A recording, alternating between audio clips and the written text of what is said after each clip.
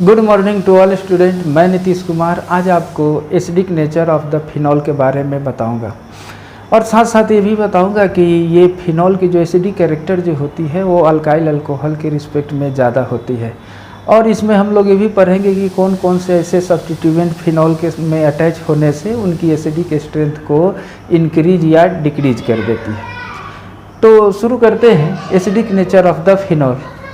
और इसमें भी हम लोग स्टडी करने वाले हैं कि phenols are more acidic, phenols are more acidic than alkyl alcohol. ये अल्काइल अल्कोहल से इम्पोर्टेंट मोर एसिडिक होते हैं, ठीक है ना। जैसे हम लोग जानते हैं कि अल्कोहल जो है वो एक्टिव एलिमेंट से रिएक्शन करता है, उसी तरह से फिनॉल भी मोर एक्टिव एलिमेंट से रिएक्शन करता है, लेकिन उससे आगे एक स्टेप पे डाइल्यूट NaOH से भी रिएक्शन करता है, लेकिन अल्काइल अल्कोहल नहीं करता है। यही एक खास रिएक्शन है जो इनको एसिडिक बनाता है अल्काइल अल्कोहल के रिस्पेक्ट में ज़्यादा। तो हम बात करते हैं इसकी पहले स्ट्रक्चर की। ये हमारा फिनॉल है, अल्काइल एराइल ग्रुप पर OH लग जाए तो ये फिनॉल है। और ये भी अल्काइल अल्कोहल की तरह सोडियम से, पोटेशियम से, कैल्शियम से, अल्युमिनियम से, यानी खास करके एक्टिव एलिमेंट से ये हमारा रिएक्शन करता है। और इसका एक और रिएक्शन है डाइल्यूट NaOH से। ये अल्काइल अल्कोहल डाइल्यूट NaOH से रिएक्शन नहीं कर पाता है, लेकिन ये रिएक्शन कर पाता है, जो ये बताता है कि इसकी एसिडिक कैरेक्टर जो है वो अल्काइल अल्कोहल से ज़्यादा है। यही एक बेसिक रिएक्शन है जो अल्काइल अल्कोहल से मोर एसिडिक देन फिनॉल है, ठीक है। तो इसको पहले नोट करते हैं और फिर इसकी हम लोग एसिडिक कैरेक्टर की बात करते हैं। ओके, नोट करो।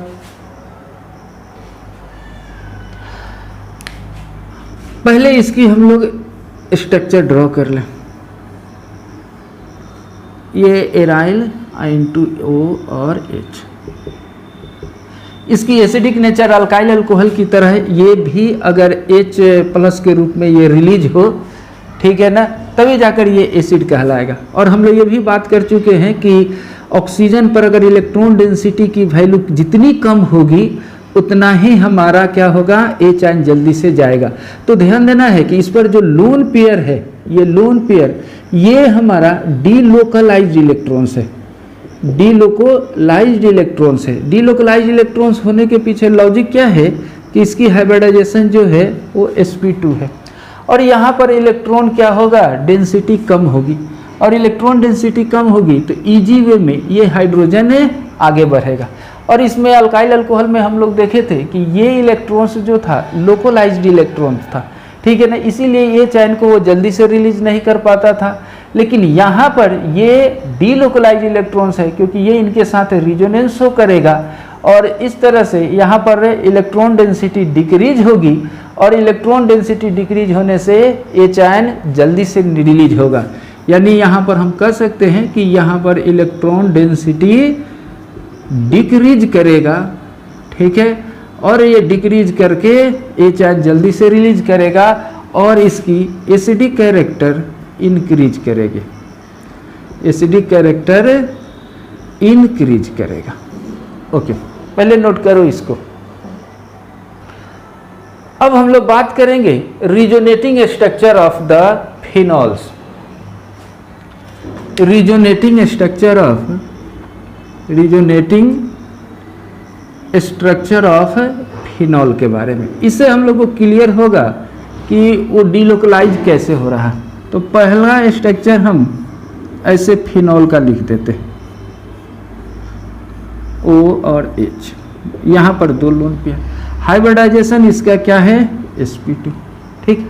अब देखो रिजोनेंस के रूल के अनुसार lone pair moves towards the pi bond, ये पाई बॉन्ड की ओर मूव करेगा तो ये पाई इलेक्ट्रॉन्स इस ऑर्थो पोजीशन पर लोकेट हो जाएंगे। यानी कुछ इसकी स्ट्रक्चर ऐसा ड्रॉ हो जाएगा, यहाँ पर ये इलेक्ट्रॉन्स हो जाएगा O और H, एक लोन पेयर रुके रहेंगे, एक के साथ बॉन्ड हो जाएगा और ये ऐसा रहेंगे, ठीक है।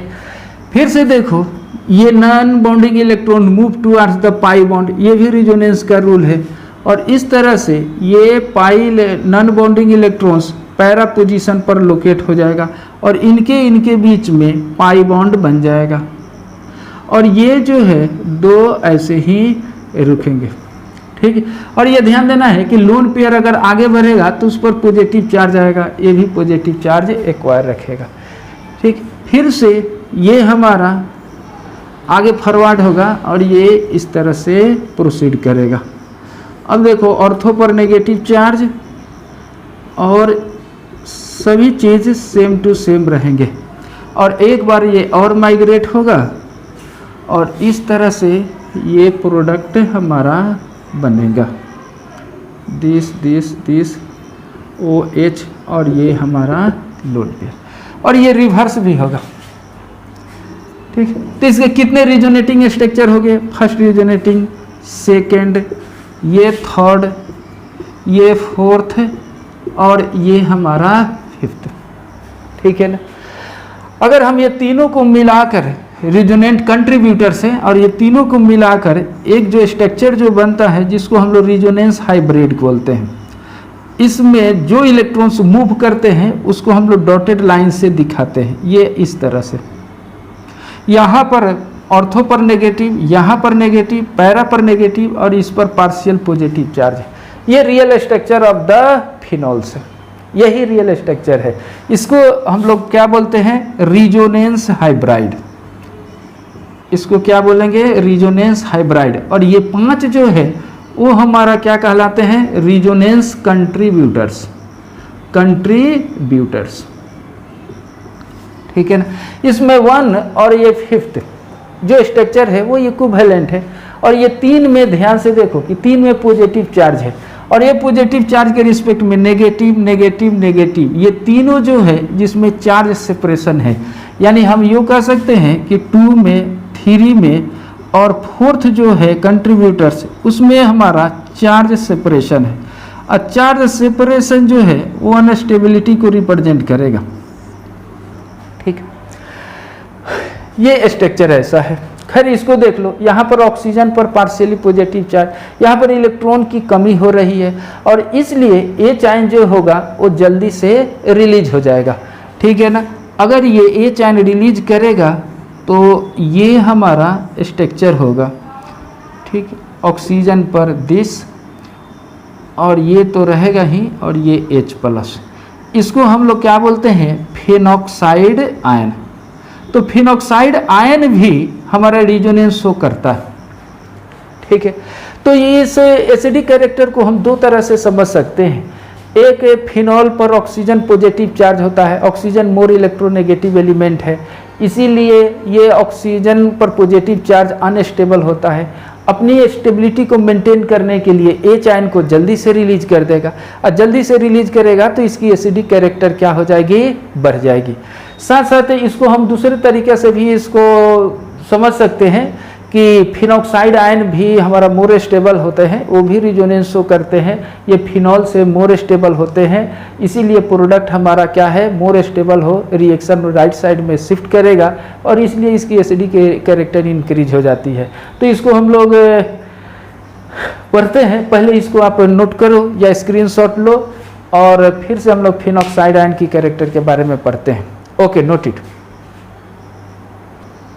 ओके, अब फिर से देखो कि फिनॉल एसिडिक कैरेक्टर अगर शो करेगा तो H आयन को रिलीज करेगा, OH दिस। और अभी हम लोगों ने देखा कि इस पर पार्शियल पॉजिटिव चार्ज है, इसलिए ये H आयन को जल्दी से रिलीज कर सकता है और ये इस तरह से ये बनेगा। H आयन निकल गया तो उसका बॉन्ड इलेक्ट्रॉन्स ऐसा रहेगा और ये H आयन बाहर निकलेगा। इसी को हमने अभी बात बताया कि ये है फिनॉक्साइड आयन, ठीक है ना। और ये फिनॉल, ठीक। हम लोग को ये बात देखना है कि ये एसिडिक है तो हम कह सकते हैं कि फिनॉल जो है वो फिनॉल से ज़्यादा मोर स्टेबल होता है फिनॉक्साइड आयन। यानी इस स्टेबिलिटी की अगर बात करें तो फिनॉक्साइड आयन जो होगा वो फिनॉल से मोर स्टेबल होता है, इसके पीछे रीजन क्या है कि ये हमारा जो रिजोनेंस कंट्रीब्यूटर्स इसके मिलेंगे वो इनसे ज़्यादा स्टेबल होंगे, जो हम आपको दिखा रहे हैं। तो पहले हम लोग बात करते हैं फिनॉक्साइड आयन का रिजोनेटिंग कंट्रीब्यूटर्स पर। अब देखो ऑक्सीजन पर हमारा ऐसे दिखा दो, ओके, ये फिनॉक्साइड आयन है। Non bonding electrons move towards the pi bond, ये रिजोनेंस के कॉरस्पॉन्डिंग। इसमें ऑक्सीजन पर नेगेटिव चार्ज है, ऑर्थो पर नेगेटिव चार्ज आएगा और सब जैसा है वैसे रहेगा, और ऑक्सीजन पर 2 लोन पेयर रहेंगे और डबल बॉन्ड। अब इस पर कोई पार्शियल पॉजिटिव नेगेटिव चार्ज अब नहीं है, सिर्फ नेगेटिव चार्ज किधर है, ऑर्थो पोजीशन पर। फिर ये ऑर्थो आगे बढ़ेगा और ये इलेक्ट्रॉन डेंसिटी कहाँ पर अपीयर हो जाएंगे, पैरा पोजीशन पर, और इनके बीच में ये हमारा बॉन्ड बनेगा, ठीक है। फिर से ये आगे बढ़ेंगे और ऑर्थो पर लोकेट हो जाएंगे।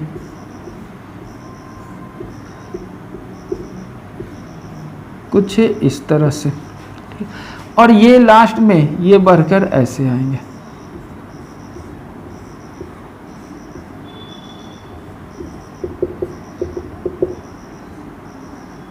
ये तो ये कितने कंट्रीब्यूटर्स हुए, ये फर्स्ट, ये सेकंड, ये थर्ड, ये फोर्थ एंड ये फिफ्थ, ठीक। अब इसकी अगर हम लोग रिजोनेंट हाइब्राइड स्ट्रक्चर अगर बनाए तो कुछ ऐसे आएगा, ऑर्थो पर नेगेटिव, पैरा पर नेगेटिव, और यहाँ पर पार्शियल नेगेटिव। इसमें फिनॉल में देखे थे कि यहाँ पर पॉजिटिव चार्ज था और यहाँ पर नेगेटिव, चार्ज सेपरेशन है, पॉजिटिव नेगेटिव, लेकिन यहाँ पर हम कहेंगे कि कोई चार्ज सेपरेशन है नहीं है, यानी इस स्ट्रक्चर में नो चार्ज सेपरेशन। और चार्ज सेपरेशन जो होता है वो स्टेबिलिटी को डिक्रीज करता है। तो इस तरह से हम कह सकते हैं कि ये हमारा फिनॉक्साइड आयन जो है वो फिनॉल से क्या है, मोर स्टेबल है। यानी हम ये कह सकते हैं कि ये मोर स्टेबल है और ये हमारा लेस स्टेबल है, ठीक। अब सपोज करो कि एक ऐसा केमिकल रिएक्शन जिसमें रिएक्टेंट से ज़्यादा मोर स्टेबल प्रोडक्ट है तो रिएक्शन फास्ट होगा, यानी इक्विलिब्रियम किधर शिफ्ट हो जाएगी, राइट साइड में, क्योंकि ये चैन है तो थोड़ा बहुत ऐसे इक्विलिब्रियम रहते हैं, इक्विलिब्रियम राइट साइड में शिफ्ट होगी तो ये हमारा एसिडिक कैरेक्टर को क्या कर सकता है, बढ़ा देगा। तो एसिडिक कैरेक्टर के फिनॉल को 2 तरह से हम लोग एक्सप्लेन कर सकते हैं, एक फिनॉक्साइड आयन की मोर स्टेबिलिटी फिनॉल के रिस्पेक्ट में, या दूसरा कहेंगे कि फिनॉल के ऑक्सीजन पर पार्शियली पॉजिटिव चार्ज है वो अनस्टेबल होता है, अपनी स्टेबिलिटी को मेंटेन करने के लिए ये चैन को जल्दी से रिलीज कर देता है, और ये ऐसा है, ठीक है ना। और यहाँ खुद देखो कि इस सिचुएशन में इलेक्ट्रॉन से अंदर आ रहे हैं, यहाँ पर इलेक्ट्रॉन की अवेलेबिलिटी कम हो रही है, इलेक्ट्रॉन की अवेलेबिलिटी जैसे कम होगी ये चैन जल्दी से रिलीज हो जाता है। ये कहानी फिनॉल में है लेकिन अल्काइल अल्कोहल में नहीं है, वहाँ पर इलेक्ट्रॉन्स लोकलाइज होते हैं, वो हमेशा इलेक्ट्रॉन डेंसिटी ज़्यादा है, इसीलिए ये चैन को जल्दी से रिलीज नहीं कर पाते हैं। और इस तरह से ये फिनॉल जो है वो अल्काइल अल्कोहल के रिस्पेक्ट में मोर एसिडिक होते हैं। इसका फिनॉल का एक चीज़ याद रखना है, pKa का वैल्यू, और ये वैल्यू 9.98 होता है, ठीक, 9.98 ये pKa value of the phenol है। अप्रोक्सीमेटली 10 याद कर लो, लेकिन एग्जैक्ट वैल्यू कितना होता है, 9.98। लेकिन जो हम अल्काइल अल्कोहल पढ़ते हैं उसका pKa का वैल्यू 16 से 18 के बीच में होता है, और ये 10 का है, यानी ये 6 से 7 यूनिट जो है वो हमारा पीछे है, और ये मैथमेटिकली बहुत कम एसिडिक है अल्कोहल फिनॉल के रिस्पेक्ट में अल्काइल अल्कोहल। तो अल्काइल अल्कोहल की रेंज जो होती है pKa का, ठीक है ना, वो कितना होता है, 16 से 18, ये अल्काइल अल्कोहल का है। माइंड में इसको रखे रहना है कि अल्काइल अल्कोहल का pKa का रेंज जो है 16 से 18 के बीच में है, और फिनॉल का जो है वो लगभग 10 के आसपास है। एग्जैक्ट वैल्यू इसकी 9.2 है, ठीक है ना। फिनॉक्साइड आयन में भी चीज़ देखिए, इसमें कोई चार्ज सेपरेशन नहीं होता है, ओके, नोट इट, ओके। अब हम लोग बात करेंगे कि फिनॉल पर अगर कोई भी इलेक्ट्रॉन डोनेटिंग ग्रुप या विड्रॉइंग ग्रुप अगर अटैच हो जाता है तो उसकी एसिडिक कैरेक्टर पर क्या इफेक्ट पड़ेगी, यानी हम यूँ कह सकते हैं कि effect on acidity of phenol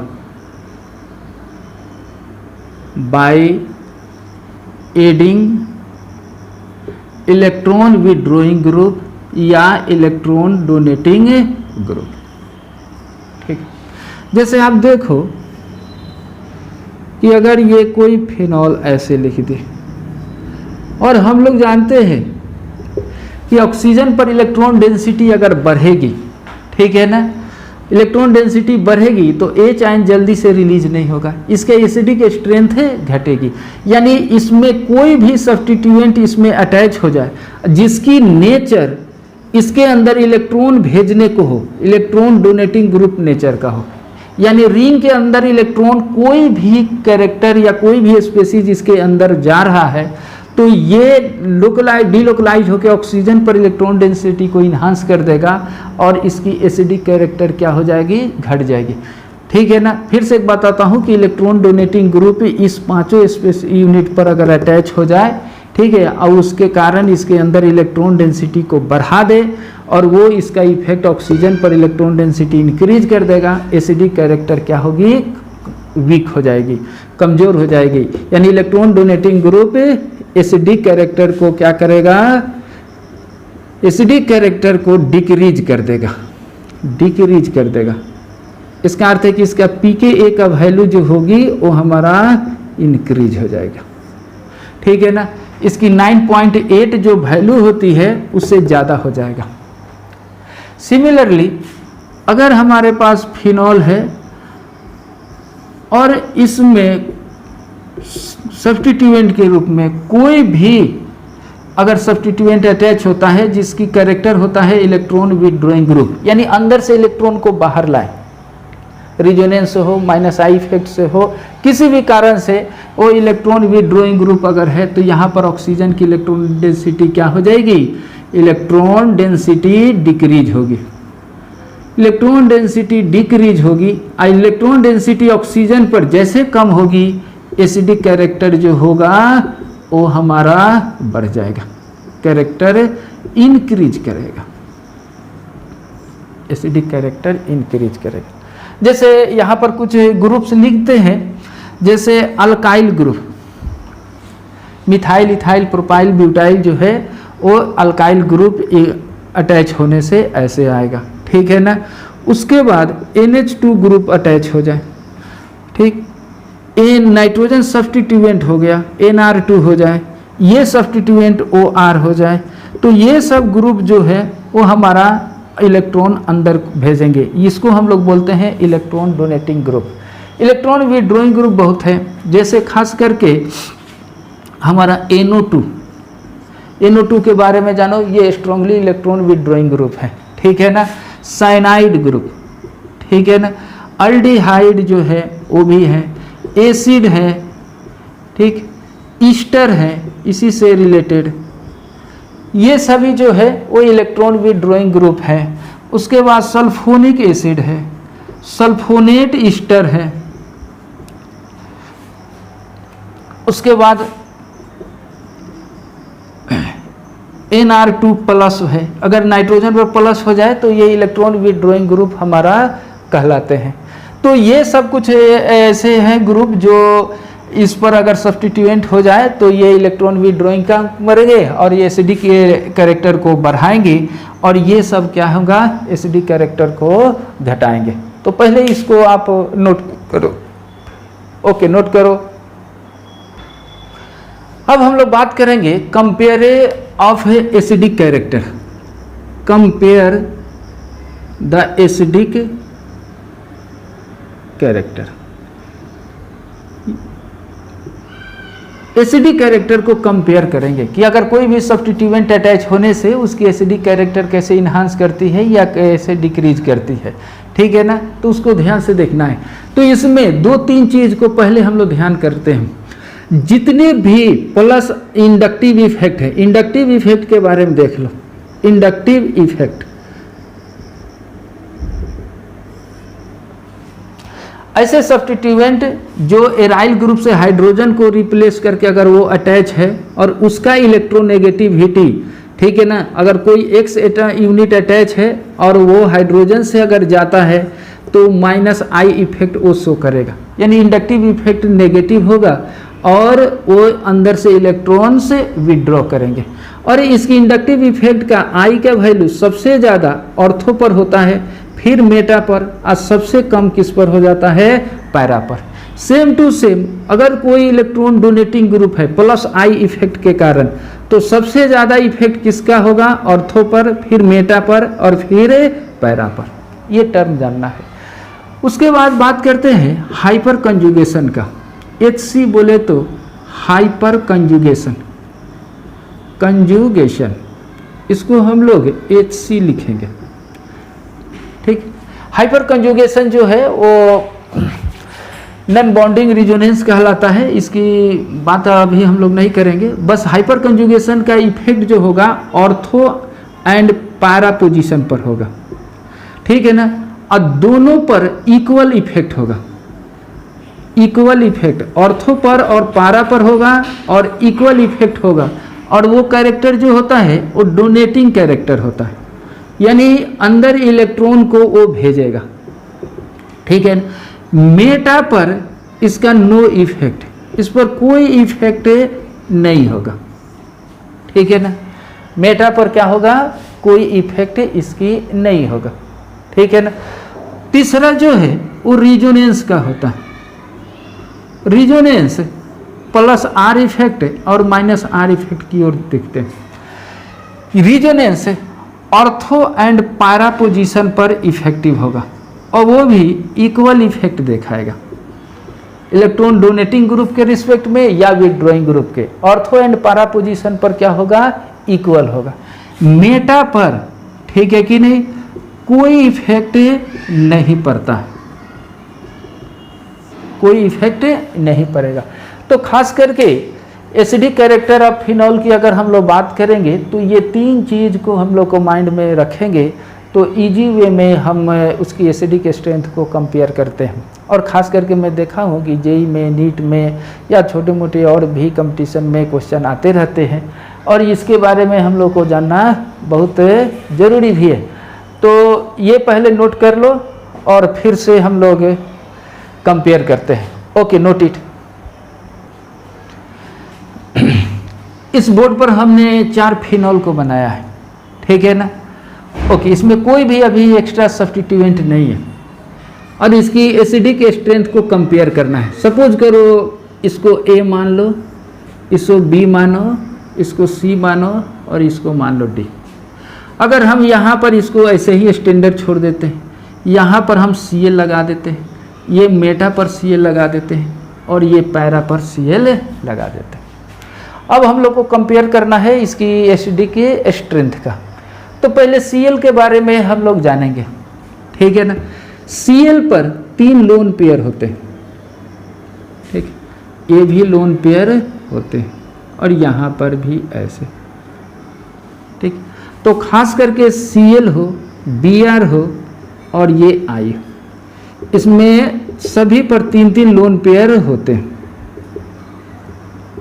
और एक बात करते हैं फ्लोरीन की, इस पर भी 3 लोन पेयर होते हैं। लेकिन इसमें जो लोन पेयर वाले जो इलेक्ट्रॉन्स हैं वो 3p में रहते हैं, ये 4p में रहते हैं और ये 5p में रहते हैं। और इसकी जो लोन पेयर जो तीनों इलेक्ट्रॉन्स हैं वो 2p वाले ऑर्बिटल्स में रहते हैं, ठीक है ना। अब यहाँ से देखो कि ये जिससे अटैच है उस कार्बन की ऑर्बिटल 2p है और इसमें इलेक्ट्रॉन क्या है, 3p है। तो ये कहा जाता है कि ये 3p और 2p के बीच में इफेक्टिव ओवरलैपिंग नहीं हो पाती है और इफेक्टिव ओवरलैपिंग नहीं होने के कारण इसमें रिजोनेंस शो नहीं होगा। यानी खास करके क्लोरीन, ब्रोमीन और आयोडीन की साइज जो है वो लार्जर है कार्बन के 2p के, ठीक है ना। तो इसलिए, ठीक है ना, इसलिए इसमें हमारा क्या होगा, ओवरलैपिंग नहीं होगा। यानी क्लोरीन, ब्रोमीन और आयोडीन ये रिजोनेंस शो नहीं करेंगे। और किस में, एसिडिक नेचर ऑफ फिनॉल में। यानी एसिडिक नेचर ऑफ फिनॉल की अगर आप बात करोगे तो उसमें क्लोरीन, ब्रोमीन और आयोडीन जो है उनकी रिजोनेंस की बात हम लोग नहीं करेंगे क्योंकि वो इफेक्टिव नहीं है, लेकिन फ्लोरीन की बात हम लोग करेंगे। तो यहाँ पर क्लोरीन है और क्लोरीन है, तो ये रिजोनेंस शो नहीं करेगा, यानी क्लोरीन, ठीक है ना, नो रिजोनेंस, न ये प्लस करेगा न ही माइनस करेगा, रिजोनेंस शो नहीं करेगा। ठीक, हाँ ये बात है कि क्लोरीन के इलेक्ट्रोनेगेटिविटी यहाँ पर हटाए हुए हाइड्रोजन से ज़्यादा है, तो इसीलिए ये माइनस आई इफेक्ट शो करेगा। तो माइनस आई ये भी शो करेंगे, माइनस आई ये भी शो करेंगे, माइनस आई ये भी शो करेंगे, और माइनस आई के रिस्पेक्ट में ये इलेक्ट्रॉन विड्रॉइंग ग्रुप है। तो इसका अर्थ ये है कि ये तीनों की एसिडिक कैरेक्टर ये ए से क्या होगा, ज़्यादा होगा। तो इसमें अगर हम डायरेक्ट कहते हैं कि सबसे लेस एसिडिक कौन है, तो हमारा ए है, ठीक है ना, क्योंकि इस पर कोई भी ग्रुप नहीं है और इस पर तीनों पर इलेक्ट्रॉन विड्रॉइंग ग्रुप है, ठीक है ना। और सिर्फ कौन इफेक्ट शो करेगा, माइनस आई इफेक्ट, ठीक है ना। क्लोरीन आपको हाइपर कंजुगेशन शो नहीं करता है, नो हाइपर कंजुगेशन, ये याद रखना है, नो रिजोनेंस, ठीक है, सिर्फ ओनली माइनस आई इफेक्ट। इसीलिए ये पहले एग्जाम्पल हमने दिया है। और आई इफेक्ट सबसे ज़्यादा किधर का होगा, अर्थो का, फिर मेटा का, फिर पैरा का। तो मोर एसिडिक हमारा कौन हो गया, ये, ठीक है ना, मोर एसिडिक हमारा ऐसा हो गया। ओके,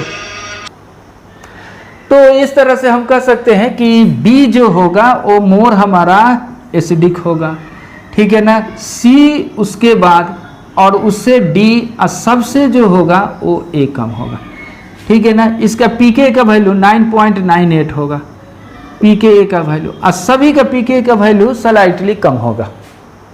और इस तरह से एसिडिक नेचर इसकी होगी। पहले इसको नोट करते हैं। अगर हम यहाँ पर क्लोरीन के जगह ब्रोमीन भी रहता, आयोडीन भी रहता, यही सीक्वेंस रहता, लेकिन तो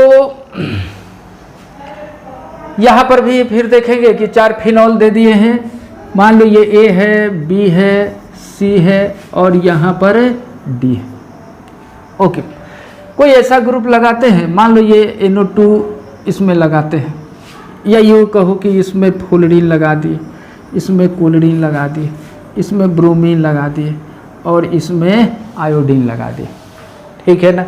और साथ साथ ये देखते हैं कि एक और स्टैंडर्ड वैल्यू हम फिनॉल का लिख देते हैं, इसको हम ई मान लेते हैं।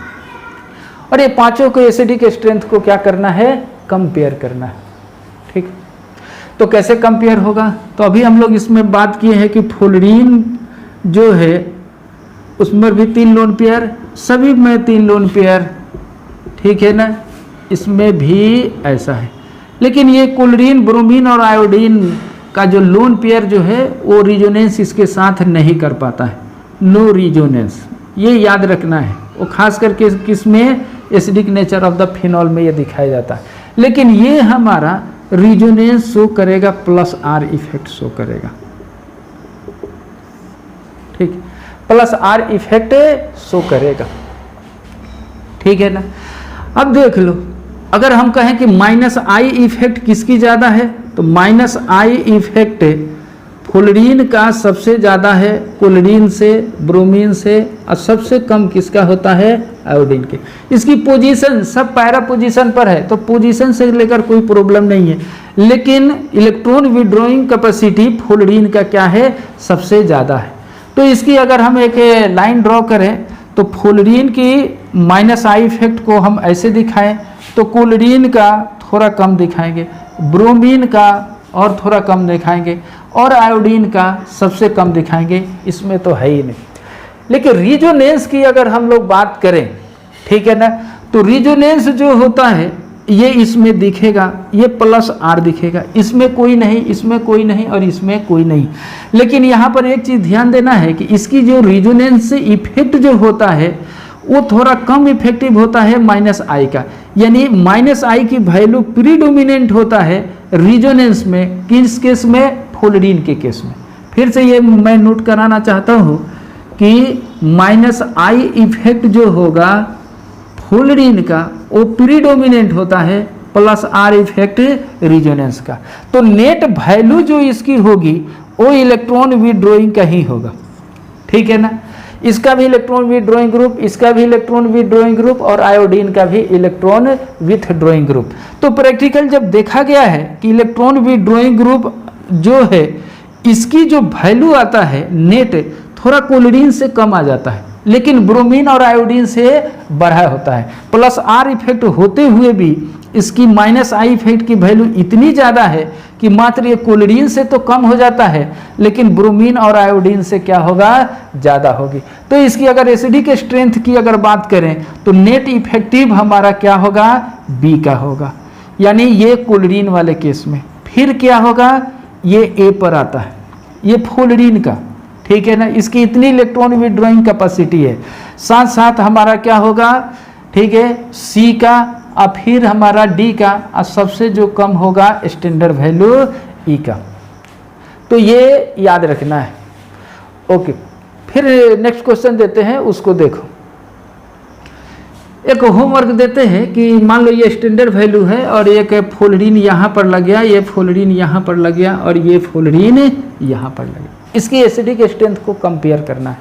लेकिन हिंट में मैं आपको यही बताना चाहता हूँ कि रिजोनेंस फ्लोरीन भी करते हैं, लेकिन इसकी माइनस आई इफेक्ट की वैल्यू प्रीडोमिनेंट होता है रिजोनेंस के रिस्पेक्ट में, ठीक है। ऑर्थो पर और पैरा पोजीशन पर हमारा रिजोनेंस अप्लाई होगा, मेटा पर नहीं हो अप्लाई होगा। तो मैं यूँ कह सकता हूँ कि सबसे ज़्यादा हमारा रिजोनेंस भले क्या होगा, माइनस आई इफेक्ट किनकी ज़्यादा होगा, मेटा का। फिर इन दोनों में आप कंपेयर कीजिएगा और सबसे हमारा लेस एसिडिक होगा ये आपको होमवर्क देते हैं, ठीक है ना। Okay, note it. एक और क्वेश्चन हमने यहाँ पर दिया है कि ये फिनॉल है, ये ऑर्थो नाइट्रोफिनॉल है, ये मेटा नाइट्रोफिनॉल है और ये पैरा नाइट्रोफिनॉल है, ठीक है ना। इसकी एसिडिक स्ट्रेंथ को कंपेयर करना है और यहाँ पर हमने इसका पीके का वैल्यू भी लिख दिया है। इसका 7.23, 8.40, 7.15 और इसका हम लोग तो जानते हैं कि 9.8 होता है, ठीक है ना। और ये भी हमने बताया कि NO2 जो है वो हमारा इलेक्ट्रॉन विथड्रॉइंग ग्रुप है। तो इलेक्ट्रॉन विथड्रॉइंग ग्रुप अगर लग जाते हैं तो उसकी विथड्रॉइंग कैपेसिटी बढ़ जाएगी और उसकी एसिडिक कैरेक्टर बढ़ेगी। तो नो डाउट इन तीनों से मोर एसिडिक, तीनों हमारा इनसे मोर एसिडिक है, जो ये पीके के वैल्यू के बारे में दिया रहते हैं। अभी कुछ देर के लिए हम लोग बात करते हैं या यूँ मान ले कि इनकी पीके के वैल्यू से ध्यान हटा दो, ठीक है ना, और एक्सपेक्ट करो कि किसकी ज़्यादा होगी। तो NO2 के बारे में ध्यान से देखना है कि NO2 की स्ट्रक्चर कुछ ऐसा होता है, ठीक है। इलेक्ट्रोनेगेटिविटी ज़्यादा है, नाइट्रोजन साथ साथ ऑक्सीजन है, दोनों साइड में हाइड्रोजन से इलेक्ट्रोनेगेटिविटी ज़्यादा है, इसलिए विड्रॉइंग कैपेसिटी क्या होगी, सबसे ज़्यादा होगी। तो ये माइनस आई इफेक्ट शो करेगा। तो माइनस आई इफेक्ट NO2 का लगेगा। ऑर्थो पर सबसे ज़्यादा होगा तो इसके लिए सबसे ज़्यादा विड्रॉइंग रूल लगा दिए, ठीक है ना। उससे मेटा पर थोड़ा कम होगा, अब पैरा पर क्या हो जाएगा, थोड़ा कम होगा, ठीक है ना। NO2 साथ साथ देखो NO2 हमारा रिजोनेंस शो भी करते हैं। तो रिजोनेंस शो करेगा तो ये माइनस आर लगेगा, इस पर भी माइनस आर लगेगा, क्योंकि ऑर्थो पैरा पर रिजोनेंस अप्लाई होता है, मेटा पर आर नहीं लगेगा। यानी ये आर प्लस हो या माइनस हो, इस पर कोई प्रभाव नहीं पड़ेगा, ठीक है ना। तो इस तरह से हम यूँ कह सकते हैं। तो यूँ कहेंगे कि रिजोनेंस की वैल्यू जो ऑर्थो पर जो लगता है वही रिजोनेंस पैरा पर लगेगा, और इंडक्टिव इफेक्ट माइनस आई का जो है ऑर्थो का ज़्यादा है ये पैरा पर। तो इसका अर्थ है कि इसमें नेट वैल्यू जो होगी वो क्या होगी, इसकी ज़्यादा होगी, फिर इसकी उसके बाद इसकी कम होगी। तो हम यहाँ पर एक्सपेक्ट यही कहेंगे कि सबसे ज़्यादा हमारा जो वैल्यू होना चाहिए वो किसका होना चाहिए, बी का, फिर हमारा क्या है, डी का, उसके बाद सी का होना चाहिए और फिर हमारा ए का होना चाहिए। लेकिन ऑब्जर्व जो हुआ है थोड़ा सा उल्टा हो गया है, यहाँ पर प्रॉब्लम हो गया। और सब सीक्वेंस तो ठीक है, लेकिन यहाँ पर ऑब्जर्व जो है वो डी का ज़्यादा है, ठीक है ना, बी के रिस्पेक्ट में, फिर सी है और फिर ए है। तो इसका अर्थ है कि कहीं ना कहीं कुछ ना कुछ चीज़ छूट रहा है, ठीक है ना। कैलकुलेट किए तो देखो क्या छूट रहा है। तो यहाँ पर जो छूट रहा है वो है हमारा इंट्रामोलेकुलर हाइड्रोजन बॉन्डिंग। ये देख लो, ये H है और ये ऑक्सीजन है, इनके बीच में इंट्रामोलेकुलर हाइड्रोजन बॉन्ड है। इंट्रामोलेकुलर हाइड्रोजन बॉन्ड है तो ये हाइड्रोजन को थोड़ा पकड़े रहेगा, ठीक है ना, ये जल्दी से हाइड्रोजन रिलीज नहीं होगा। तो सब कुछ होते हुए भी इनकी एसिडिक कैरेक्टर क्या हो जाता है, ये D के रिस्पेक्ट में थोड़ा कम हो जाता है। तो यहाँ पर इसकी कमी होने के पहले, कमी होने के पीछे लॉजिक ये है कि ये हमारा इंट्रामोलेकुलर H बॉन्डिंग करते हैं, हाइड्रोजन बॉन्डिंग बनाते हैं, ठीक है ना। और जहाँ H बॉन्डिंग बनेगा वहाँ पर क्या होगा, ठीक है ना, इंट्रामोलेकुलर हाइड्रोजन बॉन्ड होने के कारण इसमें क्या होगा, हाइड्रोजन इजीली रिलीज नहीं होगा। इसलिए ये क्या होगा कि इसकी एसिडिक स्ट्रेंथ थोड़ा क्या हो गया, कम हो गया। ओके, और इस तरह से एसिडिक स्ट्रेंथ जो होगी वो हमारा B का जो पहले हाई होना चाहिए वो सेकेंड पोजीशन पर आ गया, और D जो है वो हमारा मोर एसिडिक हो गया। Okay, note it. फिर से देखें, हमने 4 क्वेश्चन दिया है, इसको मान लो A है, इसे B और इसे C और इसका क्या है D। Compare the acidic strength, करो कंपेयरिंग। तो ये हमारा स्टैंडर्ड वैल्यू है, ये ऑक्सीजन को ध्यान से देखो, इसमें -I इफेक्ट, ये भी -I इफेक्ट, और ये भी हमारा क्या होगा, -I इफेक्ट शो करेगा। सबसे ज़्यादा -I इफेक्ट कौन लगाएगा, ये, इसकी लेंथ सबसे बड़ा होनी चाहिए, इससे मेटा का थोड़ा कम होगा, इसकी -I इफेक्ट कम होगा, और सबसे कम किसका होगा, ये पैरा पोजीशन का, ठीक। ये हमारा रिजोनेंस शो करेगा, अंदर इलेक्ट्रॉन भेजेगा तो ये हमारा +R इफेक्ट लगाएगा। इसमें कोई भी R अप्लाई नहीं होगा क्योंकि मेटा पर रिजोनेंस हाइपर कंजुगेशन काम नहीं करता है, ठीक है ना। और यहाँ पर भी +R लिख लेगा, ये R और ये R इक्वल होंगे, इसका इफेक्ट ज़्यादा होगी, ठीक है ना। और ये ध्यान देना है कि रिजोनेंस जो होगा इसकी, ये मिथॉक्सी ग्रुप का प्रीडोमिनेंट होता है -I इफेक्ट पर, यानी +R इफेक्ट जो होगा, ठीक है ना, वो प्रीडोमिनेंट -I पर होता है। और इस दोनों को ऑब्जर्व करके हम इसकी वैल्यू निकाल सकते हैं। ओके, अब कैलकुलेट करो क्या होगा। तो हो गया कैलकुलेशन। तो इसको पहले कंपेयर करो, इसकी वैल्यू 9.98 होता है, ये स्टैंडर्ड है,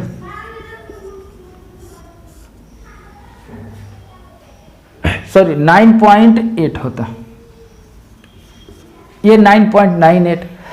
अब यहां पर ध्यान देना है कि इसमें +R इफेक्ट क्या होगा, एसिडिक स्ट्रेंथ को कम कर देगा, ठीक। लेकिन यहां पर ये -I इफेक्ट मेटा पोजीशन पर लगा है, इसमें -I इफेक्ट सिर्फ लगेगा तो सबसे ज्यादा हमारा एसिडिक नेचर कौन होगा, ये ओनली इलेक्ट्रॉन विथड्रॉइंग ग्रुप है, ठीक है ना।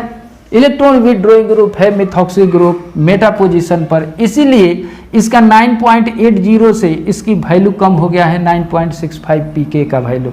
तो सबसे मोर एसिडिक हमारा कौन होगा, C होगा।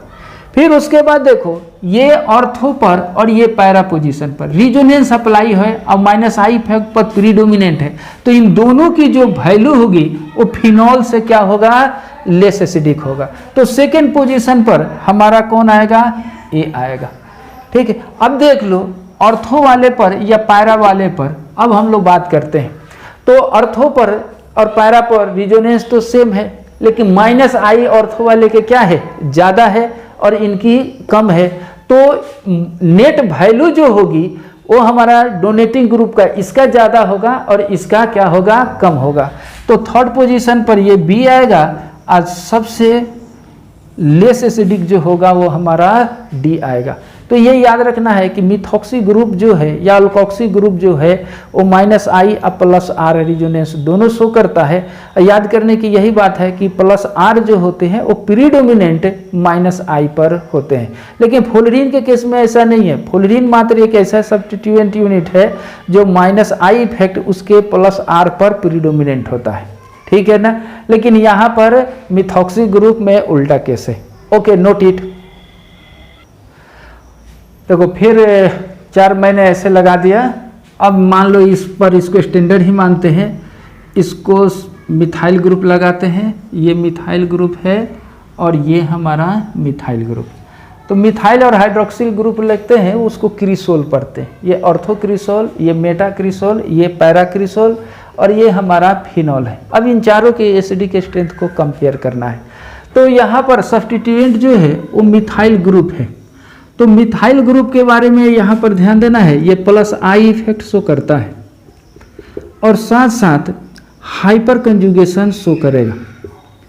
ये इलेक्ट्रॉन हाइपर कंजुगेशन के हेल्प से अंदर भेजेगा। हाइपर कंजुगेशन के बारे में हम लोग जानते हैं कि ये ऑर्थो पर, ये पारा पर काम देता है, मेटा पर ये काम नहीं करता है। लेकिन +I इफेक्ट सभी पर काम करेगा, लेकिन +I इफेक्ट कहाँ पर सबसे ज़्यादा काम करेगा? ऑर्थो पर, मेटा पर और ये पारा पर। और ये दोनों कैरेक्टर इलेक्ट्रॉन डोनेटिंग ग्रुप है, EDG है। जो इलेक्ट्रॉन डोनेटिंग ग्रुप अगर लगेंगे तो उनकी एसिडिक कैरेक्टर क्या होगी? स्टैंडर्ड वैल्यू से कम हो जाएगी, इनका पीके का वैल्यू ज़्यादा होगा। तो यहाँ पर देखने हैं कि इसमें मोर एसिडिक कौन है और लेस एसिडिक कौन है। तो पहला तो ये मैं बता दूं कि मोर एसिडिक ए होगा, क्योंकि ये भी इलेक्ट्रॉन डोनेटिंग है, ये भी इलेक्ट्रॉन डोनेटिंग है और ये भी इलेक्ट्रॉन डोनेटिंग है। तो एसिडिक कैरेक्टर जो होगा वो सबसे ज़्यादा किसका होगा? ए का। अब बात करेंगे हम लोग बी, सी और ये डी में। बी में आप देखो कि +I इफेक्ट भी है और प्लस हाइपर कंजुगेशन है, ठीक है ना। इसमें सिर्फ +I इफेक्ट है, नो हाइपर कंजुगेशन, और इसमें +I इफेक्ट तो है ही और हाइपर कंजुगेशन है। तो ये दोनों हाइपर कंजुगेशन की वैल्यू तो बराबर है, लेकिन +I इफेक्ट जो है वो हमारा इसकी ज़्यादा होगी और इसकी क्या होगी? कम होगी। और इसमें सिर्फ मेटा पोजीशन पर +I इफेक्ट है। तो इस तरह से हम कह सकते हैं कि इसका पीके का वैल्यू 9.8 से ज़्यादा तो होगी, लेकिन इन दोनों से कम होगी, ठीक है ना। तो इसका अर्थ ये है कि सेकंड पोजीशन पर कौन आएगा? हमारा सी आएगा। अब बात करते हैं ए और बी का, ए और डी का। तो हाइपर कंजुगेशन तो दोनों में सेम है, लेकिन +I इफेक्ट ज़्यादा इसका है और इसका +I इफेक्ट थोड़ा कम होगा, तो ये ज़्यादा इलेक्ट्रॉन पुश करेगा। तो इसका अर्थ ये है कि ये सबसे लेस एसिडिक होगा। तो इसका अर्थ ये है कि पहले आ जाएंगे डी और उसके बाद आएगा बी। ये सीक्वेंस हो गया हमारा एसिडिक स्ट्रेंथ का, ठीक है ना। आप इसको नोट करो। एक और क्वेश्चन है, इसमें 5 वैल्यू दिए हैं, A, B, C, D और E। ये तो हमारा स्टैंडर्ड है फिनॉल और इसके पारा पोजीशन पर NO2 है, ये डिफरेंट क्लोरीन है, ये मिथाइल है और ये हमारा मिथॉक्सी ग्रुप है, ठीक है ना। तो इसमें हम लोग देख लिए हैं कि इसमें इलेक्ट्रॉन डोनेटिंग ग्रुप भी है और एक इलेक्ट्रॉन विथड्रॉइंग ग्रुप है। तो पहले हम लोग चेक करते हैं कि कौन कौन नेट वैल्यू है। तो NO2 और Cl के बारे में हम लोग जान गए हैं कि इलेक्ट्रॉन विथड्रॉइंग ग्रुप ये है, ठीक है ना। मिथाइल और मिथॉक्सी ग्रुप के बारे में भी जान गए हैं कि ये हमारा इलेक्ट्रॉन डोनेटिंग ग्रुप है और ये स्टैंडर्ड है। तो सबसे पहले हम लोग कंपेयर कर लिए कि एसिडिक स्ट्रेंथ सबसे ज़्यादा क्यों इसका होगा, तो इसमें B और C का सबसे ज़्यादा होगा, ठीक है ना। उसके बाद बीच में आएंगे A और सबसे लेस एसिडिक कौन होगा? तो इलेक्ट्रॉन डोनेटिंग ग्रुप वाले का, ठीक है ना। यानी फर्स्ट में या तो B होगा या तो C होगा, थर्ड पोजीशन में A होगा ही, और उसके बाद फोर्थ और फिफ्थ में अब हम लोग बात करेंगे कि इन दोनों में से किसका होगा, ठीक है ना। तो पहले सेलेक्ट करते हैं फर्स्ट पोजीशन किसका है। तो NO2 के बारे में हम लोग जानते हैं कि ये -I इफेक्ट और -R दोनों शो करता है, ये ओनली I इफेक्ट शो करेगा, ठीक है। तो इसका अर्थ है कि नेट एडिशनल वैल्यू किसकी ज़्यादा होगी? B का। तो इसमें B का सबसे ज़्यादा होगा और फिर किसका होगा? C का। उसके बाद हमारा स्टैंडर्ड वैल्यू A आएगा ही, ठीक है ना। इसमें ध्यान देना है कि ये हमारा ये प्लस आई इफेक्ट शो करेगा और प्लस हाइपर कंजुगेशन शो करेगा, दोनों। ये हमारा माइनस आई इफेक्ट शो करेगा, आप प्लस रिजोनेंस शो करेगा, ठीक। लेकिन ध्यान देना है कि resonance effect in hyper conjugation पर प्रीडोमिनेंट होते हैं, यानी स्लाइटली इनकी वैल्यू डोनेटिंग ग्रुप ज़्यादा है इनके रिस्पेक्ट में, यानी मिथॉक्सी ग्रुप जो है more donating group than methyl. ये याद रखना है, रिमेंबर करना है। मिथॉक्सी ग्रुप भी डोनेटिंग ग्रुप है और इसमें कौन होता है, minus I plus R. Methyl में plus I plus hyper conjugation, लेकिन रिजोनेंस की वैल्यू इतनी ज़्यादा होती है कि माइनस आई होते हुए भी इसकी एडिशनल वैल्यू जो होती है वो प्रीडोमिनेंट हो जाती है प्लस आई और हाइपर कंजुगेशन को। ये मेमोरी में रखना है, ठीक। और इस तरह से ये हमारा more electron donating group rather than methyl. तो इसका अर्थ ये है कि अब ये डी वैल्यू आएंगे और सबसे मोर डोनेटिंग ग्रुप ई है मिथॉक्सी, वो हमारा लेस एसिडिक होगा, ठीक है। तो ये रहा हमारा सीक्वेंस कुछ यूनिट का। ओके, हमारे पास यहाँ पर एक दो क्वेश्चन है। हमको ये बात को कंपेयर करना है कि मोर एसिडिक कौन है, ये और ये। साथ साथ इनमें भी ये चेक करना है कि इनमें ये मोर एसिडिक है या ये, एक दूसरे को रिलेटिव है कंपेयरिंग करना है, ठीक है। तो थोड़ा करके देखो, करो।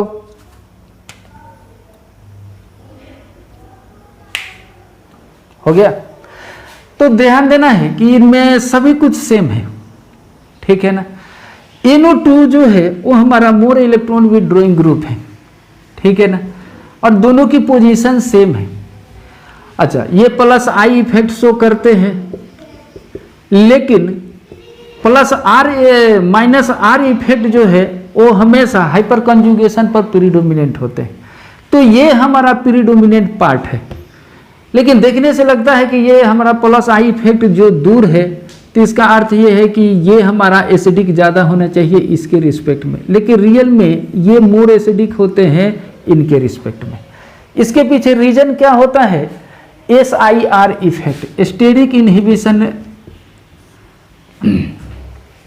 इफेक्ट, ठीक है ना।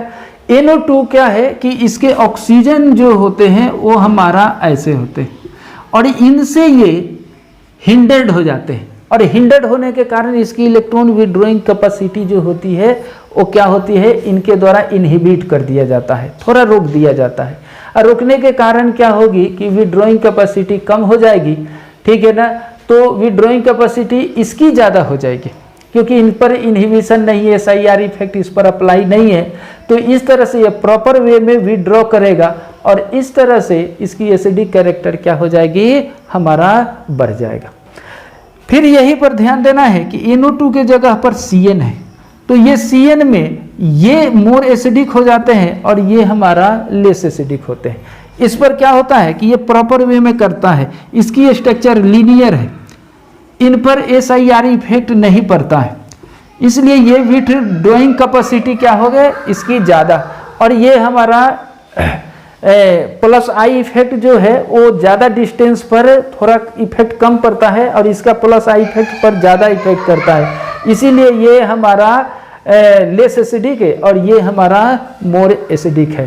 तो NO2 पर SIR इफेक्ट पड़ता है और इन पर SIR इफेक्ट नहीं पड़ता है। तो ये रहा कुछ हमारे ओर से बताए हुए क्वेश्चन फिनॉल की एसिडिक कैरेक्टर की, और इस तरह से हम लोग कुछ आइडिया मिल गया कि फिनॉल की एसिडिक स्ट्रेंथ को कैसे बढ़ाएंगे और कैसे घटाएंगे। कुछ हम आपको DPP में देंगे, कुछ क्वेश्चन आप सॉल्व करेंगे, तो इस तरह से एसिडिक कैरेक्टर को आप इजी वे में समझ जाएंगे। ओके, मिलते हैं नेक्स्ट वीडियो में।